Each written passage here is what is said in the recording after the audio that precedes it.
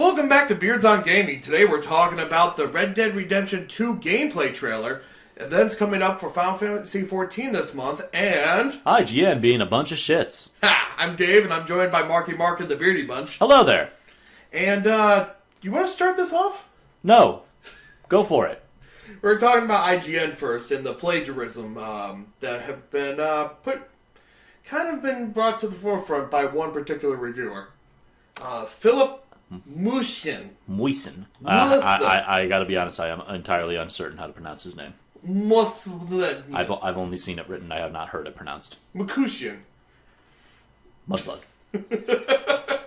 But, yeah, so he, so, Boomstick Gaming, is a independent YouTuber entirely. I believe he is monetizing his videos and is currently on Patreon, but he's otherwise an unremarkable, just another average YouTuber with not too much. He calls himself Deadite. His channel is called Boomstick. I think there might be more people on the channel besides himself, which is why he identifies as Deadite on Boomstick Gaming, but he is the one who put up the original review and the one who made the response video, so it's mainly just him. What happened is he posted a video about his Dead Cells review, which is a game. Which, I want to give props to Dead Cells, but frankly, what game it is does not matter. Yeah, he reviewed the game, IGN reviewed the game, but then Deadite from Boomstick noticed that there's quite a few similarities in their two videos. There's a couple little things you can point to. And he put together a video of himself talking about the two videos and showing them back to back, and it's basically script for script. Yeah, it's doing the very classic plagiarism technique, which is using synonyms and restructuring every sentence. Changing buzzwords, basically. Basically. It was very cold. It was very chilly. Yeah. Exactly. And I'm usually the first person to jump to it saying, you probably shouldn't say it's plagiarism because you can only talk about certain things so much before, you're going to have things overlap. Which, coincidentally, is the exact defense that Philip pointed to for himself. But their scripts are basically shot for shot, blow for blow, and from us both looking at it, it does seem like plagiarism. And everyone has noticed this. Boomstick obviously put out his comparison video, which made everything even more obvious. Since then, Philip has made a quote-unquote apology video, which is actually, hey, it's rough to find because he took it down from his own channel. Yeah, people have thankfully downloaded it and mirrored it, though. We had to watch it from another channel, which annoyed me greatly, but we did find an actual, raw video of it. We did find the video, and we also found another compilation, which is every time Philip lies, the video gets shorter. One of those meme videos. Yeah, which is of course incredible. Oh, but yeah. Anyway, it was so I don't know if it's going to be that hard that he. The reason why the apology. I'm sorry. This is nothing short of. It's plagiarism. The guy looked at another, said, "I don't want to do this video, or I want to cut corners. I'm going to watch someone else's review of a relatively unknown YouTube channel," and said, "I'm going to copy this blow for blow, and hopefully no one will notice." Well, someone noticed. Now, as part of his apology video, we're doing big air quotes. Mm-hmm. I can hear the air quotes in that, by the way. Like I'm quoting near the mic, and you can hear the airwaves. But no, the tone that he's taking is like, I didn't do anything wrong intentionally. Yeah. My similarities were an accident, and I'm sorry that happened. And the only apologies... and obviously he took it down because everyone has pointed out, this makes you worse. Yeah, the only apologies he makes is that putting the game Dead Cells and the reviewing company IGN in bad waters, which it doesn't put Dead Cells in bad waters, but that's besides the point. I think he more specifically said the company who made Dead Cells, which you pointed out. I think the company is fine with the attention Dead Cells is receiving. It helps the company. Because everyone more or less acknowledges that Dead Cells is not the issue, it's these two reviewers. But nevertheless, Dead Cells is getting its But as of us doing this podcast, he still has 62,599 subscribers, which I think he'd be fine. Honestly, if every one of those is still watching it. Yeah, I think he'd be okay. Yeah, so I think he's going to be fine. But still, it's very much a case that the apology made everything worse, and I would have been the first one to say it's like, this is quite obviously plagiarism. There's no getting around that. If he had come out and said at some point, it's like, listen, because IGN is kind of known to be a slave driver and kind of known to outsource work to already overworked reviewers, which I believe Philip is. No, I believe he was actually an editor for IGN. Never mind. If he even said, like, I watched this review, I had it in the back of my mind while writing this, I didn't mean to do word for word, I'd say, yeah, okay, maybe. No, I don't even think so. Because a reviewer of his caliber should know I can't. Even if you have it in the back of your mind, you can't let that happen. Yeah. But if he had come out and said, listen, I have so much on my plate right now. I didn't get my chance to to play enough of Dead Cells to give my own opinion. I did something wrong because I needed to get this done to keep my job. Yeah. I'm sorry. Then that would have been... That's not he should still have been fired. He should still get a good amount of ridicule for this, but that would have been fine. That was the apology video that would have made me think, you're fine. You deserve a little bit of it. You deserve a second chance.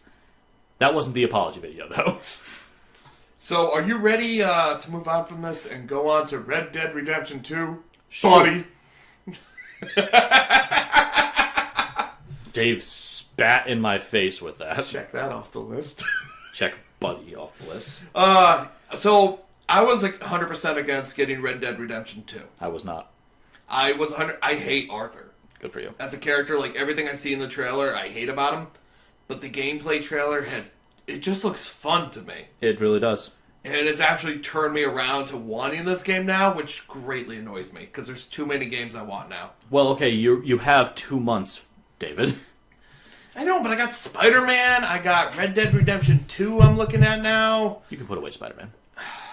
But I want to play Spooderman. You can put away Spooderman. I want to play Spooderman. Stop.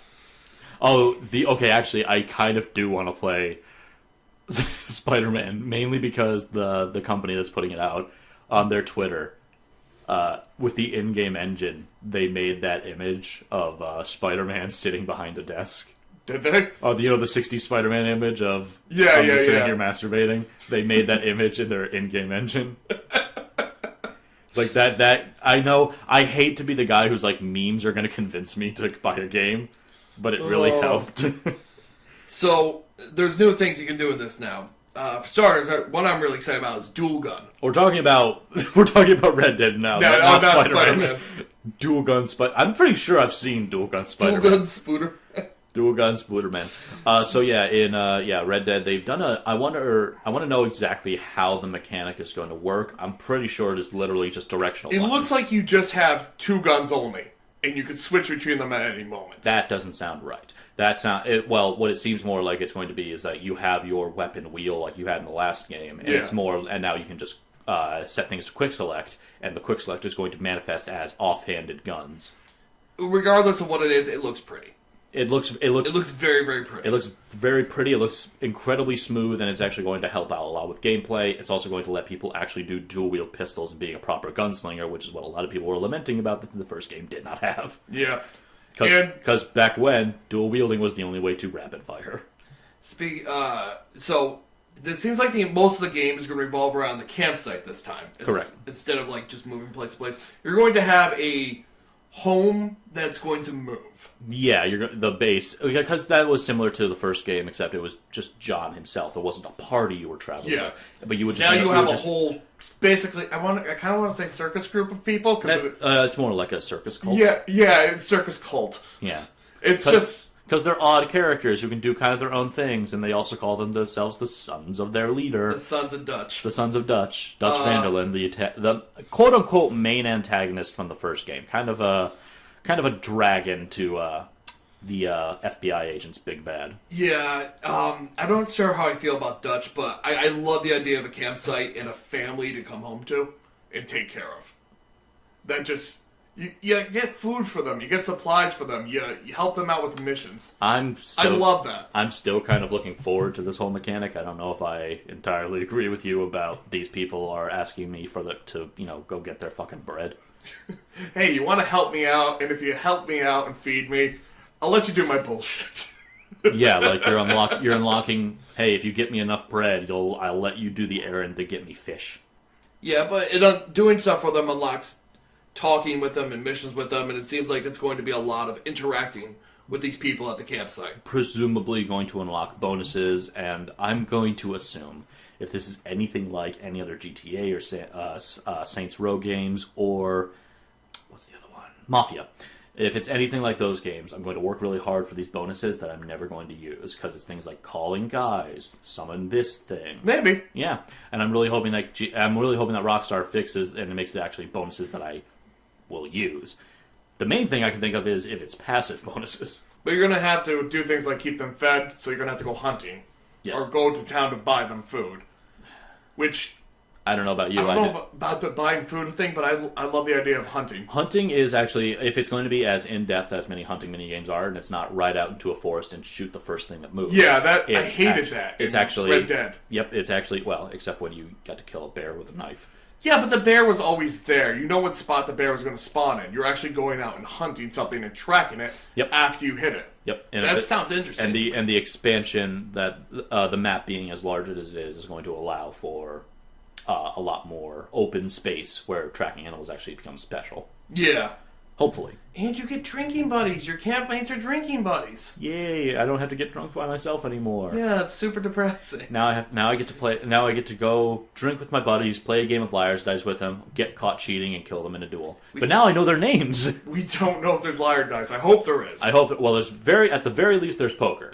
Yes, there we saw poker and they were playing with sense. Which is a neat little detail that's extra sense back instead of it's all. So you're not dropping millions of dollars down. You don't have that because of course back in the 1898s, I have $1. You can buy a house. Dr. Evil, that kind of money doesn't exist in this time. And John Marston is going to be in it. Yeah, we don't know to what degree or even what he sounds like, but he is in it. I assume they can't get the original voice actor back just because it would make him sound too old. I don't know. It's been 8 years. Honestly, I hope he gets captured near the beginning and we don't have to see him ever again. Because I do not want to sympathize with John when I'm being a fucking asshole with Dutch. My theory right now is something that's going to happen with Arthur, perhaps either getting killed or getting ousted from Dutch's group, is going to be a catalyst for what starts John Marston's decline in trusting Dutch and eventually his leaving. I think what's going to happen is John Marston turning himself in and betraying the game is going to be what kicks off the start of this game and has them being on the run in the first place. But he's in the camp with a lot of the time. We see a cutscene of him in the camp, but we just see him in cutscenes. We don't see him in any gameplay footage. Okay. I'd rather be closer to what you were saying, which is I hope John Marston is not a crutch. Yeah.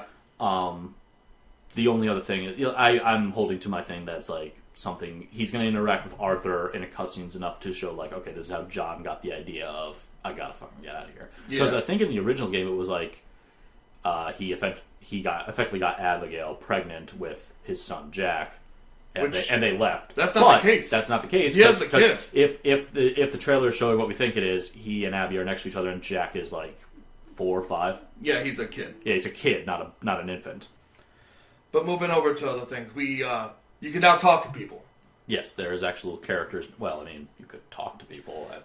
So what it was in the first game was the stranger missions, where you would literally wander around. There'd be a weird, quirky character that you do a mission for or two. Well, they might still have that, but now anyone that talks to you, you can talk to. You can greet people. You can diffuse situations. You can punch them in the face. It seems like that. Well, okay, that's what you're talking about. Yes. Now there's actual the characters that would be kind of tough to interact with in the limited ways that you had to interact with people, which was either walk by them and do nothing or take out a gun.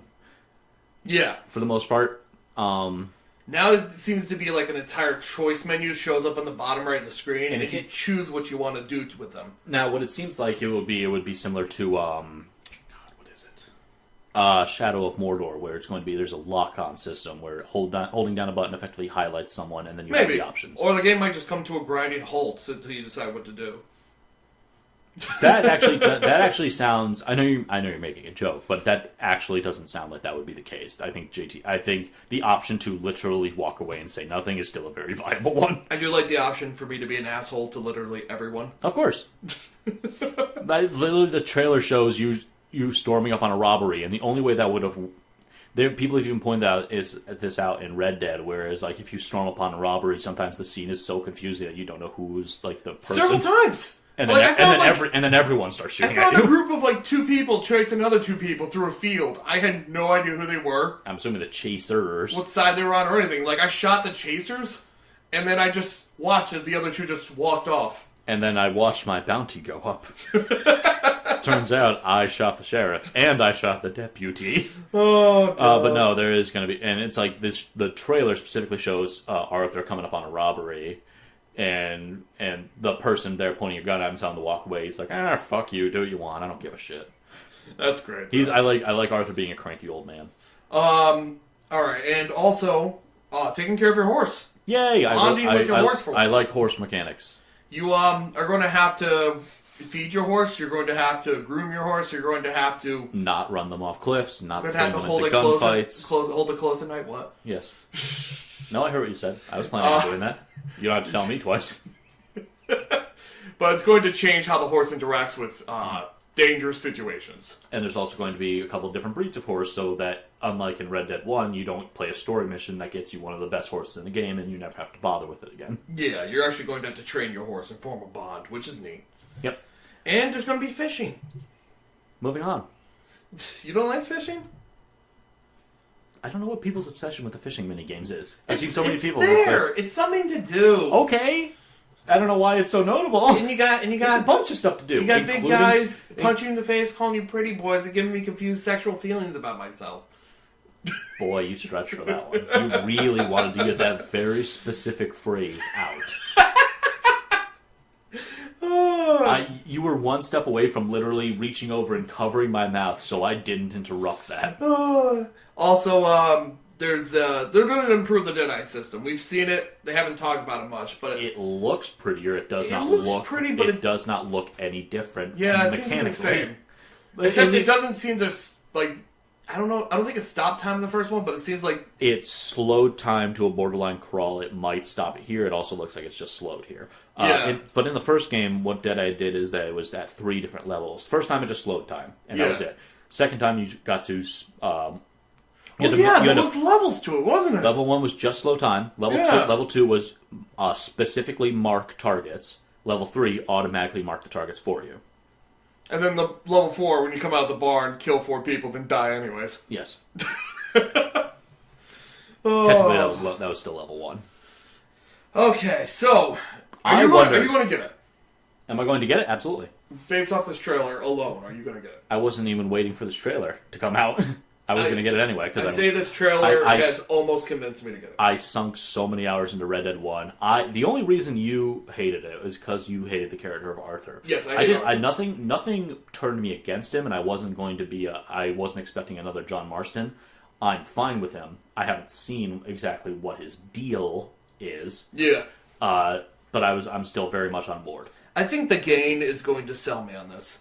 The Gain he's following and taking care of. I thought you said the game.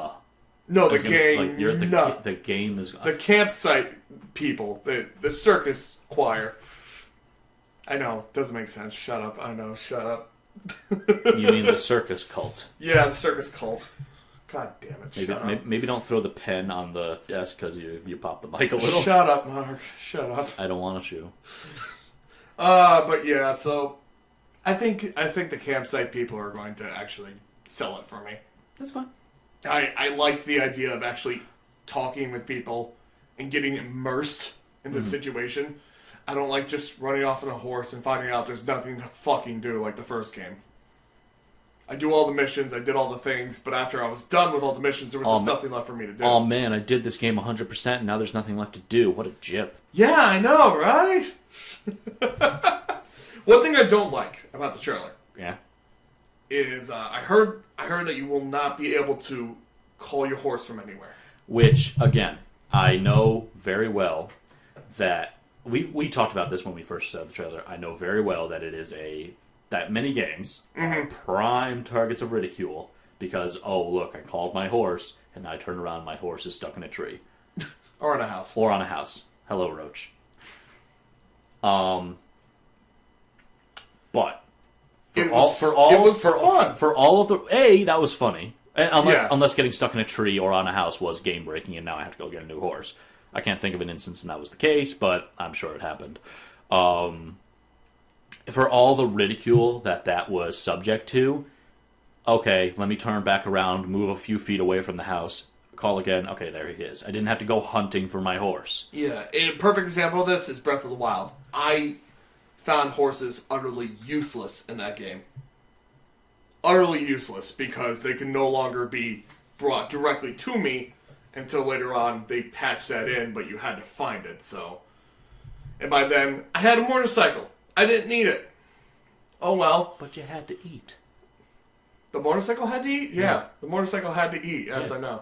Anyway. But if I'm going to wheelie right through Castle Hyrule and shove it right up Ganon's ass, then yeah, I don't mind feeding it a few pine cones. Anyway, that's kind of the only... I don't want to say that's the only criticism we may have had about Red Dead, but it's the only thing about the carefully curated gameplay trailer that seemed to stick out as an actual negative. It's not the only gameplay trailer they're releasing. They're releasing another one that actually shows, like, things to do. You know what I sank so many hours into? What? Okay, I don't want to say so many hours. That makes it sound like it's an MMO, but I spent a bunch of time on, and I really enjoyed it, was the baked-in co-op missions in Red Dead 1. Did you ever play those? Do you mean the online shit? Yes. I played online. I don't think I played anything co-op. So, there were effectively 3 different modes in Red Dead, and much of it was based around, there was a hub that was effectively just the game world, with 90% of the NPCs out, and it was just players running around and doing whatever the fuck. People just running and trying to find each other and snipe each other. Yes. And pretty much what GTA Online is, but in a way open area, and kind of was like, eh. I like that more because people had a harder time getting to me. That's fair. I remember a really shitty instance in which I was just, like, people just kept reviving me and throwing dynamite at me. Yeah, I kept reviving and immediately getting sniped because the person knew every place to revive. And he had the high ground. Oh no, I was talking about being, like, surrounded by, like, 5 guys, and just all, like, people just throwing dynamite at me. Yeah, okay. It was not fun. Anyway, and then, multiplayer deathmatch modes, which there wasn't much to talk about besides, I really liked how in every game of the team match in the first one, like, you all started off as a Mexican standoff. It wasn't just on the opposite side. Oh, yeah. And it was just kill. And then there's the co-op missions, which I actually found were really neat. I couldn't believe, like, whenever I won Mexican standoff, I could not believe it. Which those were, like, 4 people. Yeah. And literally a co-op mission, and like it was out of the game. Like, ride to this location, someone man the reins, someone get on the gun, someone go here, someone pick up the sniper rifle. You had classes and loadouts you actually had to pick. Like, who's going to be the sniper? Okay, you. Who's going to be the miner with dynamite and a shotgun? Okay, you. It was actually really fun. Here's a thought. I saw my base end of this is I hope if they're going to do multiplayer like that, I hope all 3 of those aspects, if not more, are going to be in it. The deathmatch, the open world, and then the co-op missions. Here's the thought. Are you worried at all that they haven't talked about online? No, I'm assuming it's another separate gameplay trailer.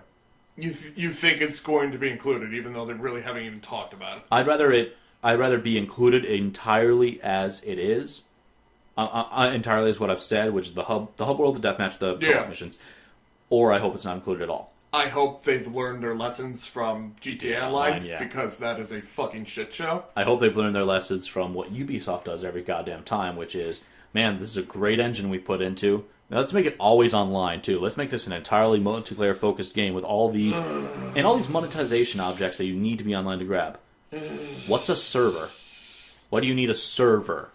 Okay, take this one. Take this one server for the entire world. Anyway, so I'm probably going to pick it up. I'm going to wait for the other not cutscenes. Cutscenes. Not cutscenes, no. Trailers. Trailers, thank you. I'm going to wait for the other trailers, but I'm probably picking it up. But moving on to one of our favorite games, if not our favorite game. Final Fantasy XIV. Final Fantasy XIV, A Realm Reborn / Heavensward / Stormblood. Good boy. / Good boy. That's the 3rd expansion. We've just confirmed it. Final Fantasy. Final Fantasy third expansion is called Good Boy. Final Fantasy XIV, A Good Boy. Spelled B-O-I. B-O-I, yes. So, they have 2 events this month. One's already released. the Monster Hunter event. Which, hey, go play Monster Hunter, by the way. Yeah, they have Final Fantasy in Monster Hunter, and they have Monster Hunter in Final Fantasy. It's like peanut butter and jelly in your peanut butter. Sure.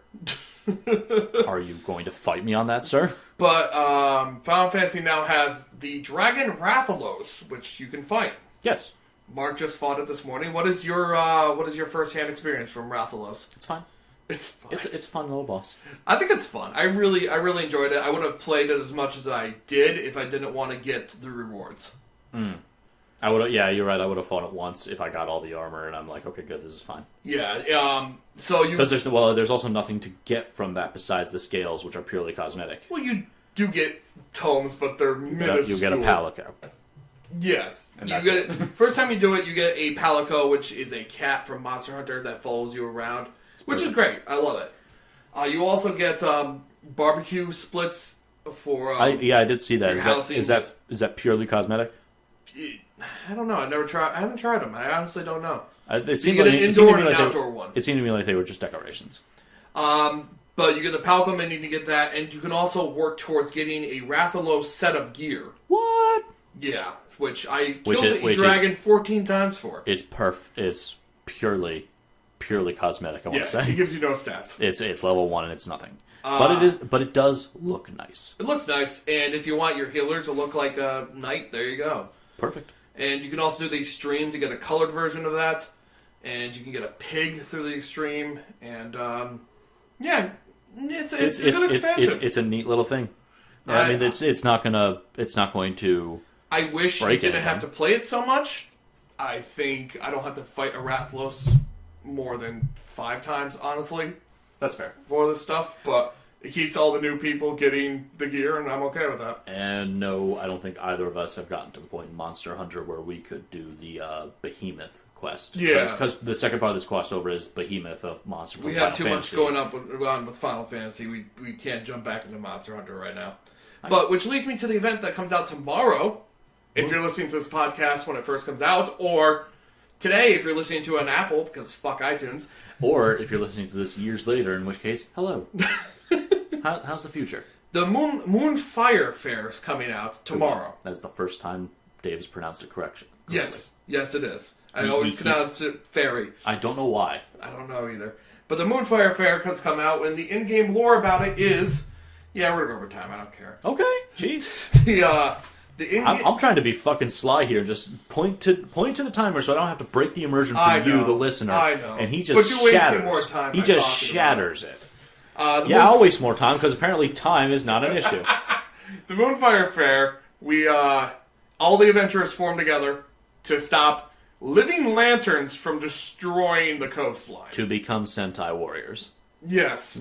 That's the. So in the past, you've gotten either swimsuits or Sentai warrior gear or emotes to do Power Ranger movements.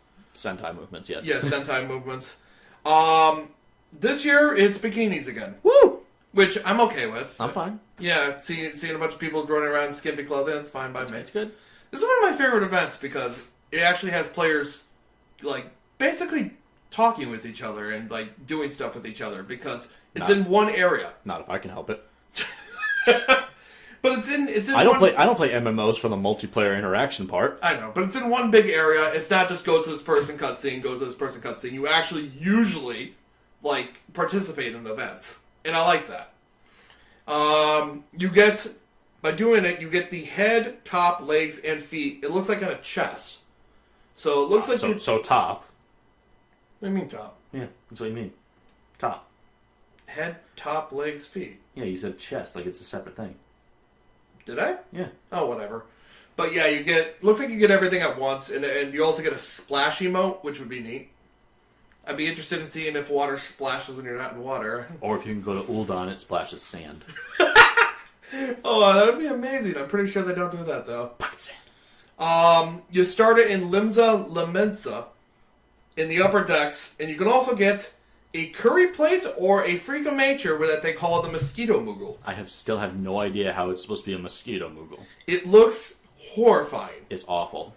But we are out of time. How do you like that for time? Wow. Just gonna throw down the pen, and we're what? Just gonna cut to black? Yeah. Okay. I mean, we're already on black. We're a podcast. We love you guys. Thanks for joining us. We hope you enjoyed the news. See you later, guys. Fuck you, IGN. Bye. Well, no. Not fuck you, IGN. Fuck you, Philip. Yeah, fuck IGN too. Fuck everyone. Okay, whatever. Everyone has a good time. Okay.